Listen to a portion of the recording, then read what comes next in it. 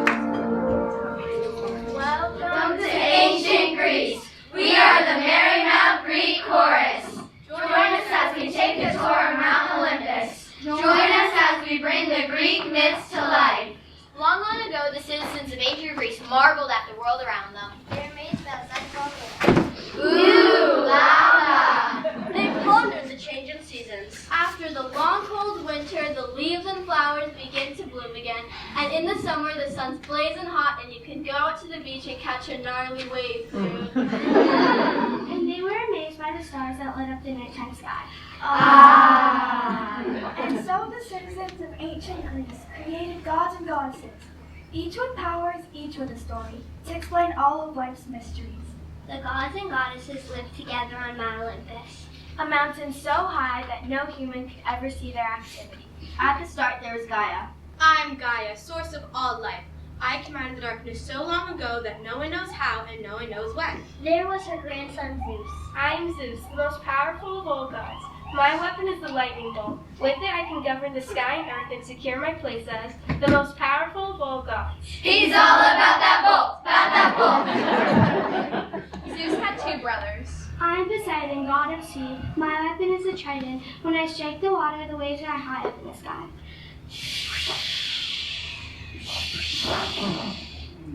I am Theseus, son of the god Poseidon. I am most famous for slaying the fearsome Minotaur.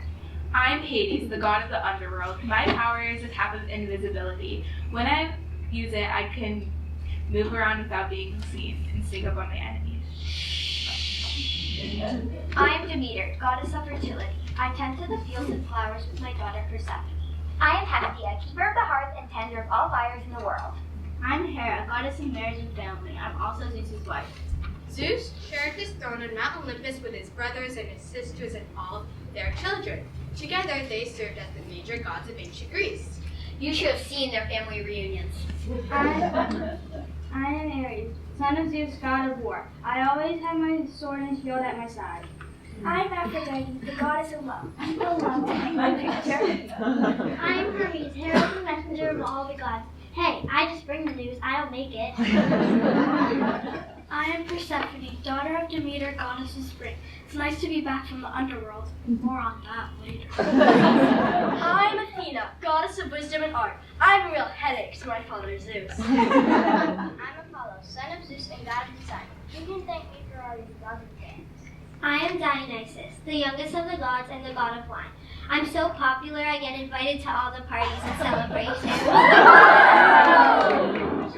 The gods and goddesses had a wonderful time on Mount Olympus. They feasted on ambrosia and nectar which led into immortality. Eat up. In addition to the gods' powers, they had many human flaws, like jealousy, curiosity, and greed. The people of ancient Greece worshipped these gods and did their best to keep them happy. They believed that if there was a thunderstorm, the gods in the middle repeated arguments. And if it was sunny, that meant the gods were getting along. Though the humans could never climb to the top of Mount Olympus, the gods would often descend to Earth disguised as humans or animals. They were mischievous gods and couldn't help but cause trouble. Who? Us? Today we share our 4 stories. All of them lessons about what happens when you anger the gods. We proudly present the Greek myths.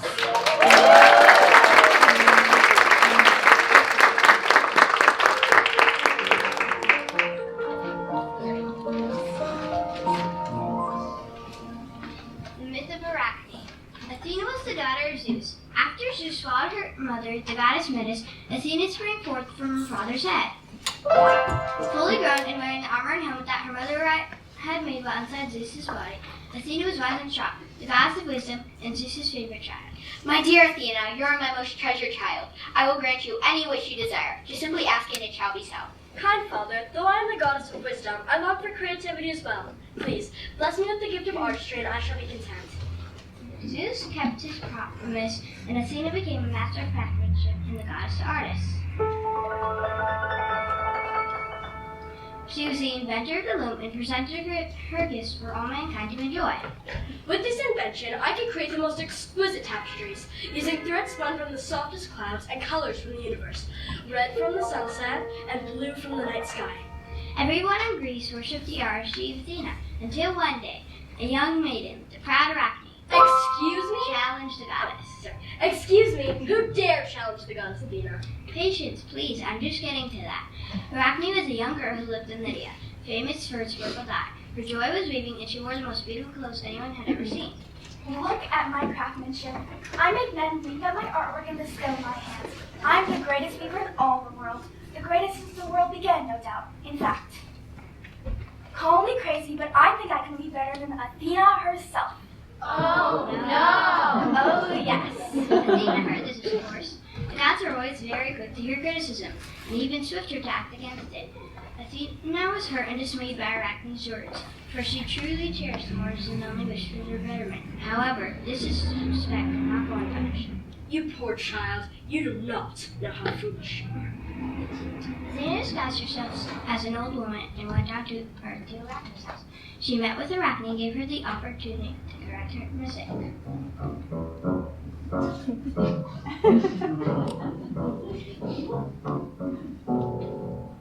Your work is beautiful, child, but do you dare compare yourself to the goddess Athena? Why not stay and be content to be the best among the mortals, and leave the works of the gods to the gods themselves? Because I'm better than the gods. Let the goddess Athena come and measure her skill against mine. And with that, the goddess Athena threw off her disguise. Foolish Arachne, you are a vain girl. I am Athena, the very goddess you have dared to mock. Your wish has come to pass. In 7 days' time, you shall set your spindle in the meadow, and I shall set mine in my place, and we shall have a contest. Your own villagers will be the judge and jury. If you win, I shall refrain from any punishments. If I win, it is your life. On the day of the competition, Arachne and Athena sat at their looms to begin their work. For days the two spun their crafts. The villagers came from near and far to witness this magical sight.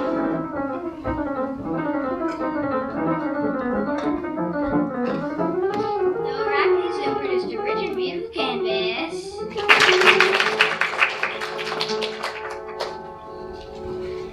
it was no match for the goddess Athena, who seemed to weave the very sky into her fabric.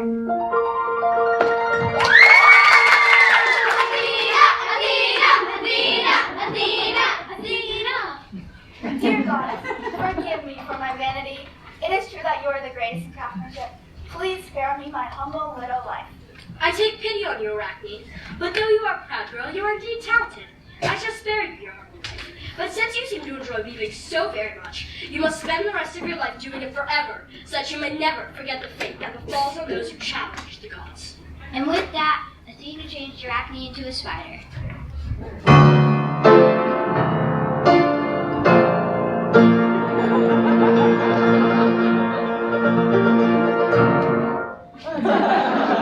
Go on, foolish girl, and weave your empty net forever. And that is why spiders are called arachnids by those who know them best.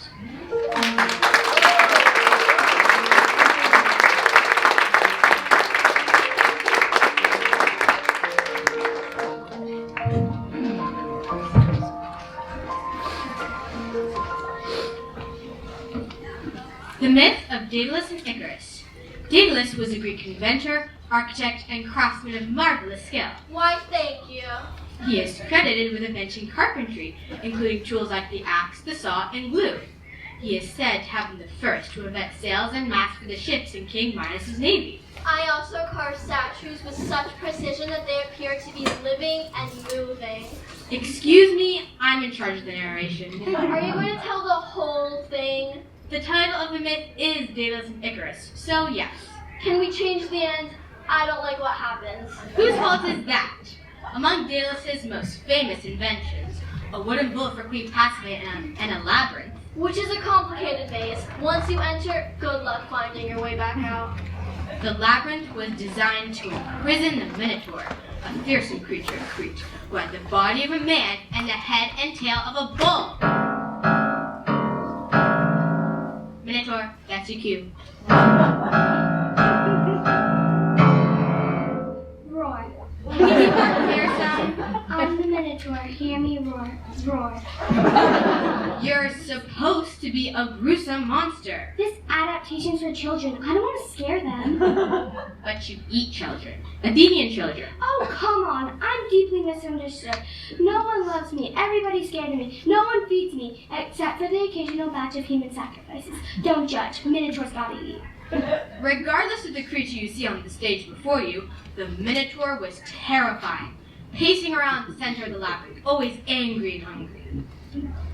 Can you please pace and growl a bit? Grr. Grr. You're really letting me down here. I gotta be the narrator. Moving right along then. One year, Theseus, a great Athenian hero, disguised himself and volunteered to join the 14 Athenian children who were going to be sent into the maze and sacrificed to the Minotaur. Save us, Theseus, save us! Ha ha ha, I'm the son of the god Persephone. I will not fail you. The children were sent into the maze, and Theseus, with the help of Daedalus, Unwind this magical ball of string as you go so you can find your way back out. Also, here are a few tips for finding your way to the center. Thanks, Big D. Better have your sword ready to go. You don't want to get eaten by the Minotaur. Some versions of the story say I use my bare hands to kill the beast. That's more dramatic. Don't be reckless and impulsive. Recklessness, impulsiveness, my fatal flaws. But don't worry, I got this. Theseus wandered into the labyrinth, the sounds of crying, terrified Athenian children echoing throughout the dark and endless maze. Save us, Theseus, save us! The Minotaur was starving and began to prowl in search of delicious Athenians.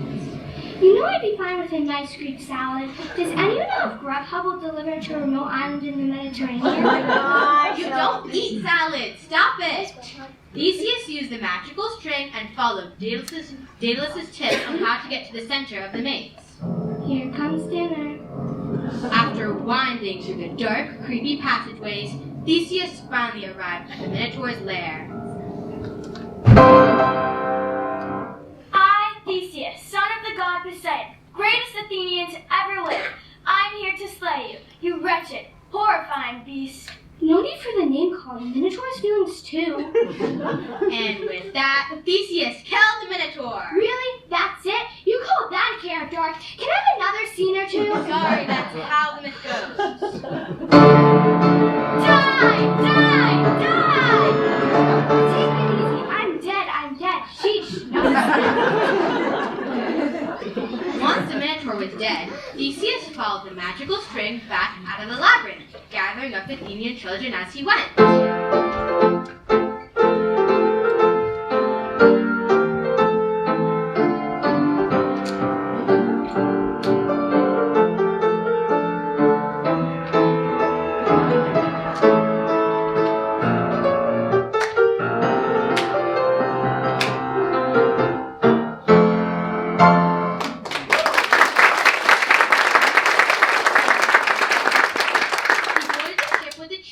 King Minos' daughter, the Cretan princess Ariana. King Minos was furious when he discovered what had happened. The Minotaur is dead. My daughter Ariana. Hello, what about me? Excuse me? I'm Ariadne, Cretan princess, daughter of King Minos and Queen Athena. I said that already. You're on the ship with Theseus, sailing away.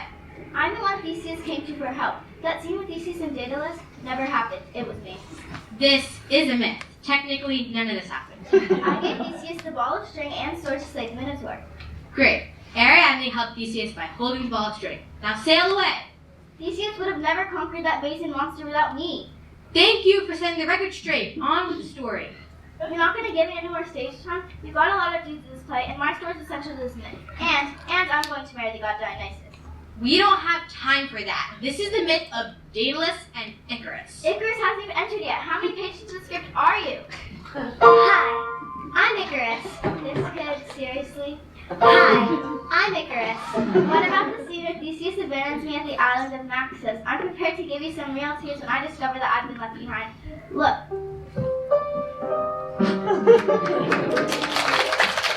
We need to move on. Welcome, Icarus, son of Daedalus. I was the mistress of the labyrinth. Some even say the great goddess of Crete. Icarus, really, I'm out of here. As I was saying, King Minos was furious when he discovered what had happened. The Minotaur is dead. My daughter Ariadne left with Theseus. How did this happen? I need answers. No one knows the secrets of the labyrinth. No one. No one, that is, except the brilliant designer of that magnificent maze. Wait, what? You know who did this? Starts with a D, ends with a S, and rhymes with Aeschylus, sort of. Who? Wait, no, Pegasus. Rhymes with Pegasus. No idea. I have no idea. Daedalus, it's Daedalus. Daedalus, did you have Theseus? I gave him a ball of string. You gave me the ball of string. Right, thank you. I gave Ariadne the string, who in turn gave it to Theseus. Daedalus, I must punish you and your son. Hi, I'm Icarus. I know who you are. Daedalus, I love the labyrinth you designed. Really amazing work. But you have betrayed me. You and your son will now be imprisoned in this labyrinth forever. I know the way out. My men will guard the entrance, my ships will guard the sea. There is no way for you to escape. With that, King Minos departed, leaving Daedalus and his son Icarus in the labyrinth with no way out.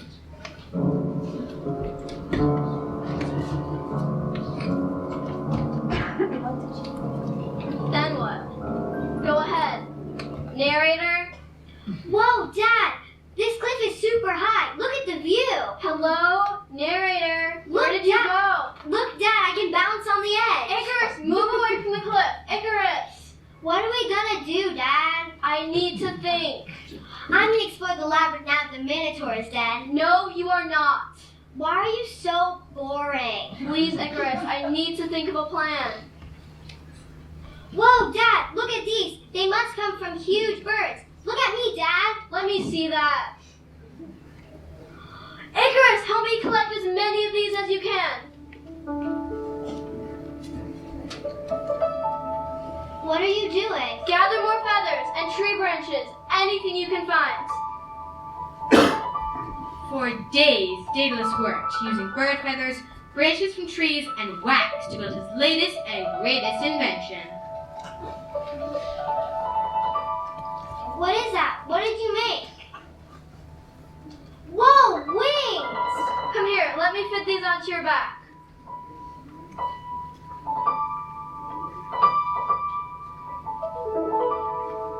How do I look? Perfect. Now help me attach mine.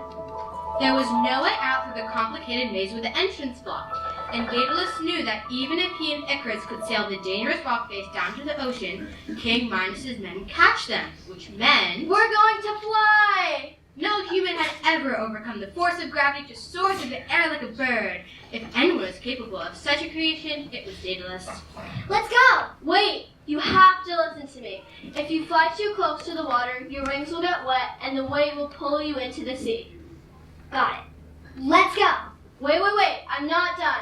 I've crafted these together with wax. If you fly too close to the hot sun, the wax will melt, destroying the wings. I love my wings. I'm a bird. I'm a bird. Are you even listening to me? Be careful, I know. Can we find out? All right, follow me. And for the first time ever, humans took flight. Wow,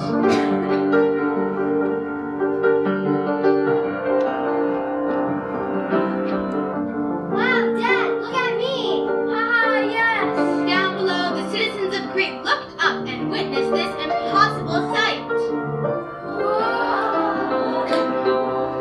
Look at me! Look at me! Icarus, be careful, you're going too high! I'm like a god on Mount Olympus! Icarus flew higher and higher. Icarus, the wax is going to melt! I'm a god! And higher still until he was only a tiny speck in the sky. As he flew closer and closer to the fiery heat of the sun, the wax holding the feathers and branches together melted. The wings quickly disintegrated. Icarus! No! Icarus fell into the sea, disappearing under the water. Daedalus couldn't do anything. Icarus had ignored his warning and fallen from the sky. Daedalus wept for his son, but kept flapping his wings, eventually arriving in Sicily. He would forever be haunted by his son Icarus's failure to heed his warning.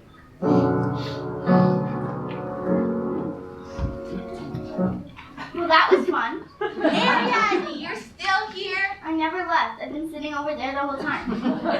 This myth is over. Just think, you all could have seen the wedding of Ariadne and Dionysus. Dionysus, the god of wine and theater. That was a good reception. That's how the story goes. It always ends with Icarus falling into the sea. Ariadne, look me up, people. The end. Time for the next one.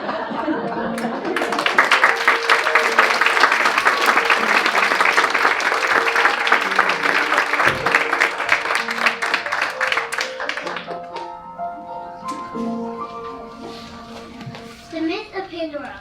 While the gods sat upon Mount Olympus feasting on nectar, there was a young titan, Prometheus, who yearned to make the world of mortals wiser and better than it had ever been before. There came a time when Prometheus challenged Zeus and asked him why he refused to give the world human fire. With fire, humans will be able to warm themselves. They'll be able to keep themselves warm and cook their harvest to nourish their families. Without it, they're no better off than the beasts. Fire is only for the gods. It is far too powerful for lowly mortals. They will only misuse it, or worse, they'll become strong and wise like us, and eventually they will drive us from our kingdom. Sorry, but the answer is no. And what if I asked Hestia directly? After all, he is the keeper of the heart. Clearly he listens to reason. Do not cross. I've given you your answer. Do not cross me, Prometheus. But Prometheus was a proud titan, and he was determined to help the mortals. So he climbed to the top of Mount Olympus and stole an ember from the sacred hearth of Hestia. Prometheus gave fire to the humans, providing them with more strength and power. Prometheus!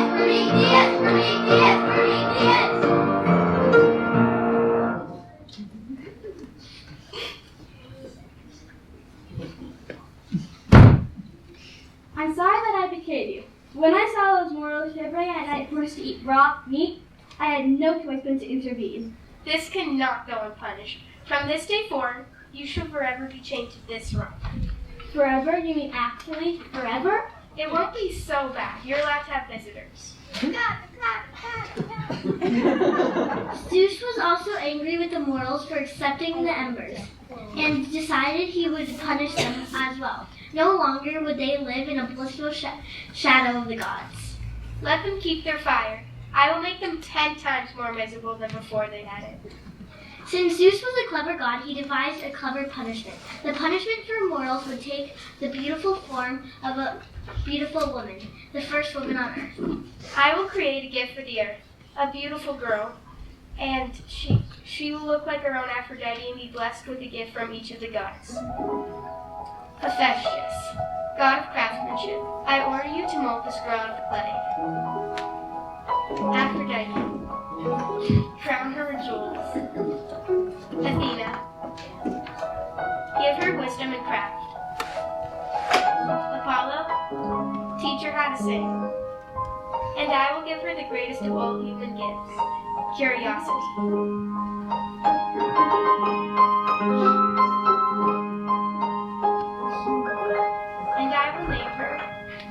And I will name her Pandora, which means all gifted. When Pandora was ready to be given to the earth, Zeus ordered Hermes to present her with one final gift.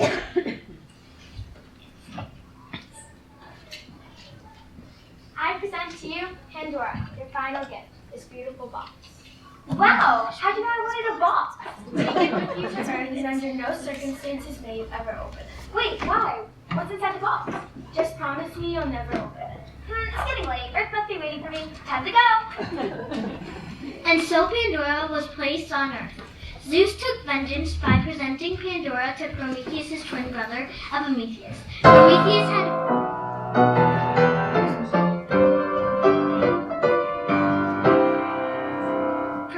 had warned Prometheus to beware of Zeus. Brother, beware of Zeus. He's going to try and trick you. But Prometheus was so struck by Pandora's beauty, he forgot all prior warning. Brother, hello! Over here! I'm still chained to this rock! Brother! Do you hear something? No, must be the wind. Brother, remember me! Remember me! You are a gracious and forgiving God indeed, to present me with such a beautiful life. I thought you would have had it out for me after my brother disobeyed you. All is forgiven. Good luck in your new lives together. Trust me, you'll need it. Pandora was a blessed young woman, now happily married with every gift a mortal could ask for. But she was not perfectly happy. As the days passed, she could not stop thinking about what might be inside that box. Oh, how I wish I could open it. I know I have everything, but if I could just get a little glimpse of what's inside this box, I know my life would finally be complete. I'm sorry, but I can't let you. My brother betrayed the gods, and look what happened. It is for your own good, my dear wife. It was not long before Zeus's gift of curiosity finally got the best of Pandora. She could no longer wait to see what was inside the box. In the middle of the night, Pandora snuck out of her house and crept into the garden. She carefully placed the box on the ground. It's only a box. A small little peek will not do me any harm. Besides, who will ever know? Carefully, Pandora took out a little key and opened the mysterious box of gods. No sooner had she opened it than a terrible wind came forth, and out from the box flew a swarm of human miseries. Greed. Mine, it's all mine. Slander. I want to go to gossip, but nobody told me. Vanity. Enough about you. What do you think of me? And all the other evils that the world had been spared up until that moment. Horrified at what she had done, she desperately tried to contain the miseries and put them back into the box. Pandora, what have you done? Close the box!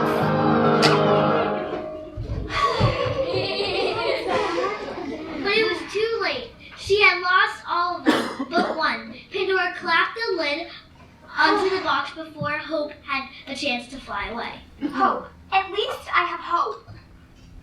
So, even though Pandora made her tragic mistake and realized some miseries into the world, she was able to save Hope.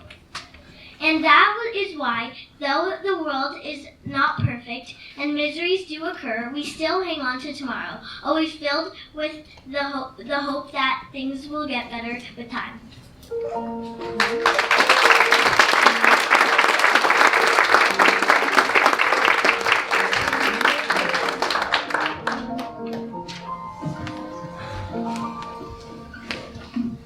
The myth of Persephone.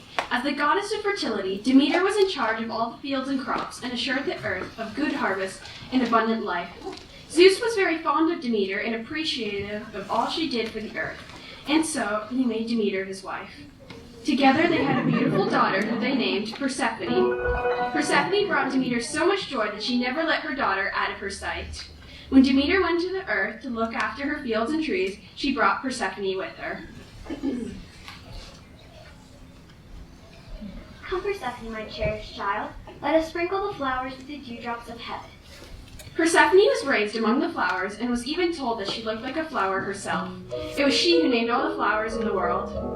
Since you are as bright as the sun, you shall be called Sunflower. You are as delicate as the wind, and I shall name you Daisy. She would dance and laugh in the fields, and with her laughter came much happiness and sunshine from the gods. And it was this laughter that caught the attention of Hades, the god of the underworld.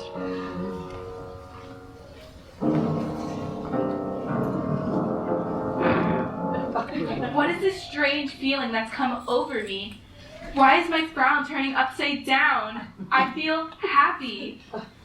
Oh, how I wish I could have this girl as my wife, to live with me in the underworld and bring laughter to my tedious days. But Hades knew that Demeter would never part with her beloved daughter, and so he devised a mischievous plan to capture the beautiful girl. Mother, the sun is so high in the sky today. Please let me go gather flowers in the meadow. My child, you know I desire to grant you every last request, but there's more danger in the world than your young heart can know.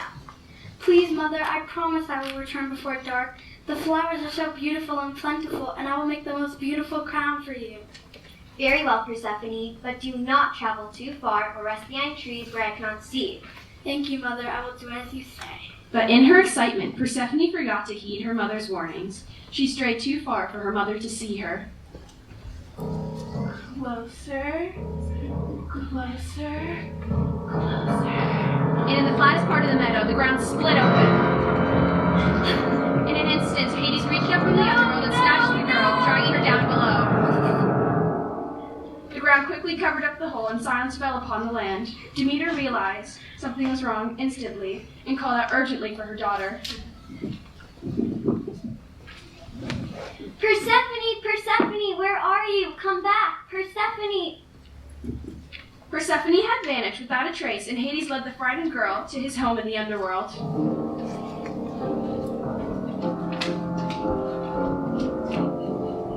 Don't be afraid, Persephone. You'll be happy here. How can I ever be happy in a home such as this, where the sun will never touch my skin again? I will give you any gift your heart desires. I'll make you a throne made out of black marble and all the jewels you could ever want. You shall be the queen of the underworld.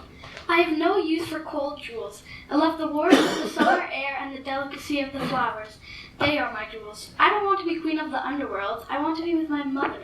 Enough complaining. What's done is done. You must remain here with me now. In time, you will grow happy here. Oh, no, no, no! This might take longer than I thought. In the meantime, Demeter had talked with all the birds and discovered what happened to her precious daughter. Enraged, she went to the god Zeus. You know I've been especially fond of you, Demeter. I have lied to the earth with rain whenever your fields are thirsty. But what is this you ask me? Your brother Hades has stolen our daughter and dragged her down to the underworld to be his queen. You must rescue her immediately. Justice must be had. Please calm yourself. Though we've had our differences, Hades is a powerful god. I'll make a good husband for our daughter. I cannot make such a demand of my own brother. But he has stolen her unfairly. I admit his wooing is a little abrupt, but he will be taken well care of. Anyone but Hades. Persephone is a flower child, a daughter of morning. No ray of sunlight ever pierces that dark hole he calls his kingdom. She will wither and die. Don't be absurd. She's a daughter of Zeus. She will survive. And with that, Zeus dismissed his wife, tired of her pleading. But Demeter's sorrow was uncontrollable, and she wept day after day for her daughter. Weeks passed, and Zeus began to receive complaints from the mortals. Crops were dying, soil was dry, and no buds were blooming.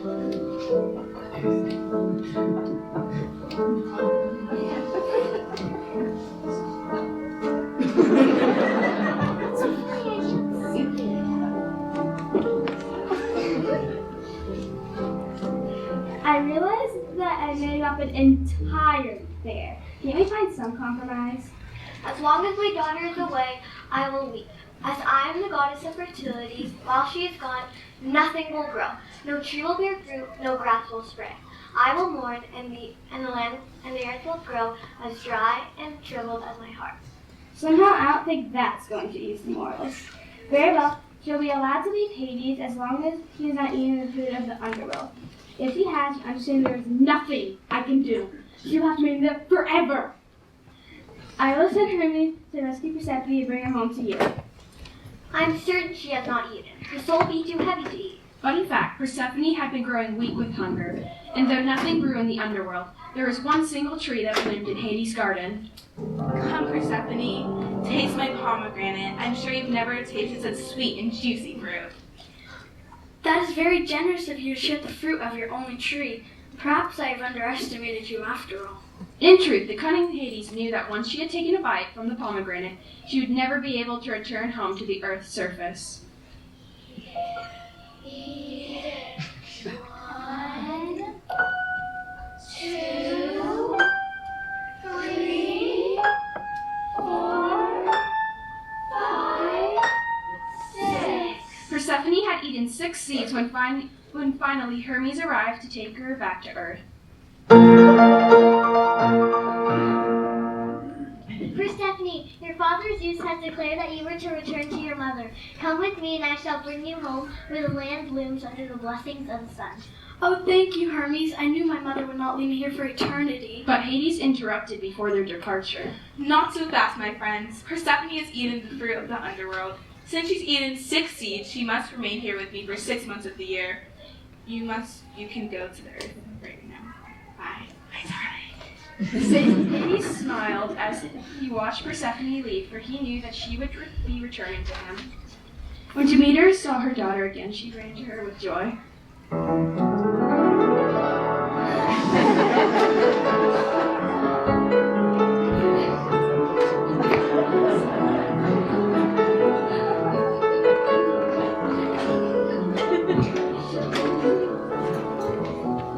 My dear daughter, never shall we be parted.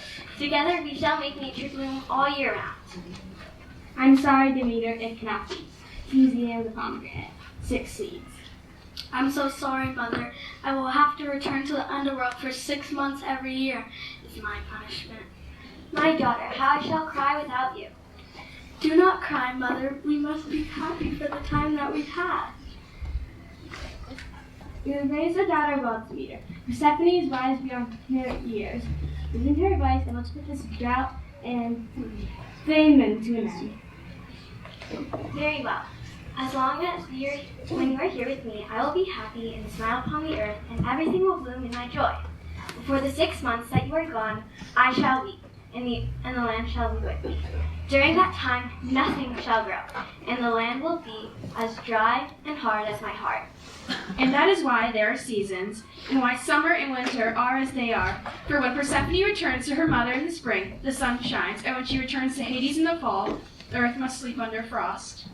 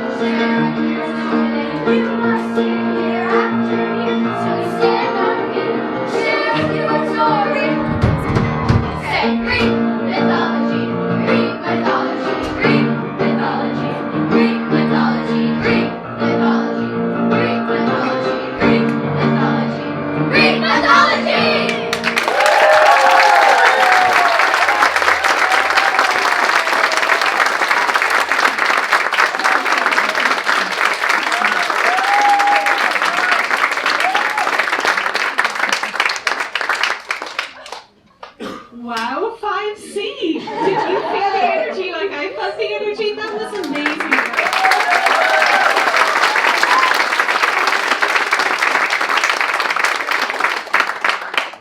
What a captivating performance, and I cannot imagine us going out on more of a high note with that performance into spring break. Well done, really well done. And I want to thank parents and all of our supporters, including our wonderful Class 3 students and our fellow Class 5 students for cheering on our wonderful Class 5C today. We also have behind this fabulous group of students a wonderful and very loving and dedicated group of teachers. I'd like to take a moment to thank them for leading the girls through this wonderful cross-curricular unit.